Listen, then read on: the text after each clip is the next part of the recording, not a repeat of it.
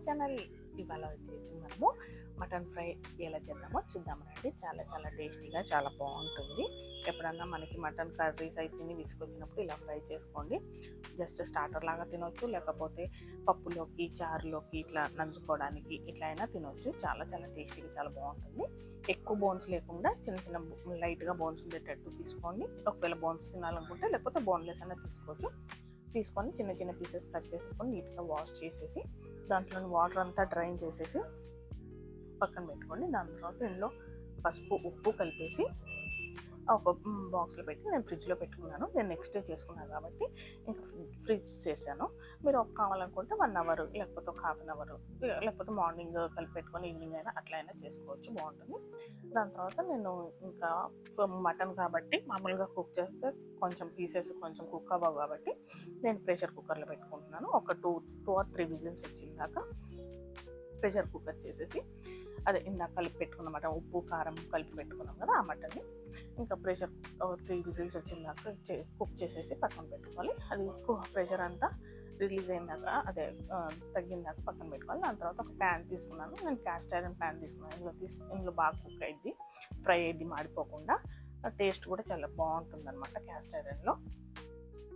Cast iron pan తీసుకొని కొంచెం oil ఎక్కువే పట్టింది, ముక్క ఫ్రై అవ్వాలి కాబట్టి. లాస్ట్లో మీకు కావాలనుకుంటే ఆయిల్ డ్రైన్ చేసుకోవచ్చు. దాని తర్వాత ఆయిల్ హీట్ ఎక్కిన తర్వాత మనం ఏదైతే కుక్ చేసి పక్కన పెట్టుకున్నామో మటన్ అది ఇందులో వేసేసి వాటర్ రానికుండా, అది వాటర్ మనము ఎప్పుడైనా బగారా రైస్ బిర్యానీస్ చేసినప్పుడు ఆ వాటర్ అనేది మనము వాడుకోవచ్చు అనమాట. ఆ వాటర్ వాడుకుంటే ఫ్లేవర్ యాడ్ అయ్యి చాలా బాగుంటుంది బగారా రైస్కి కానీ ఇట్లా బిర్యానీకి కానీ. ఒకసారి ట్రై చేయండి. దాని తర్వాత మటన్ పీసెస్ అన్నీ వేసేసి బాగా రోస్ట్ సిమ్లో పెట్టి, మరీ సిమ్ వద్దు మరీ హై ఫ్లేమ్ వద్దు, మీడియం ఫ్లేమ్లో పెట్టేసి బాగా రోస్ట్ అవ్వనివ్వాలి. చూడండి ఎంత క్రిస్పీగా రెడ్డిష్ బ్రౌనిష్ కలర్లో వచ్చిందో. అలా బాగా అయిన తర్వాత మనం ఒక్కొక్క మసాలా వేసుకోవాలి. దాంట్లోకి అల్లం వెల్లుల్లి పేస్ట్, కారం, పసుపు, ఉప్పు, ధనియాల పౌడరు, గరం మసాలా ఇవన్నీ వేసేసి ఇంకా ఫ్రై అవ్వనివ్వాలి.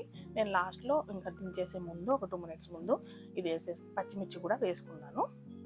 క్యాస్ట్ ఐరన్ కాబట్టి కొంచెం హీట్ లాంగ్ లాస్టింగ్ ఉంటుంది కాబట్టి మనకి అయిపోతుంది, ఒక 5 minutesలో అయిపోతుంది అనగానే మీరు స్టవ్ ఆఫ్ చేసుకోవచ్చు.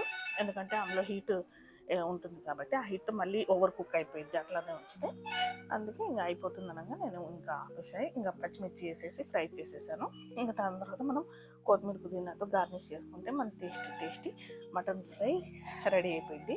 ఒకసారి ట్రై చేయండి. చాలా చాలా టేస్టీగా చాలా బాగుంటుంది. పిల్లలు కూడా చాలా ఇష్టంగా తింటారు.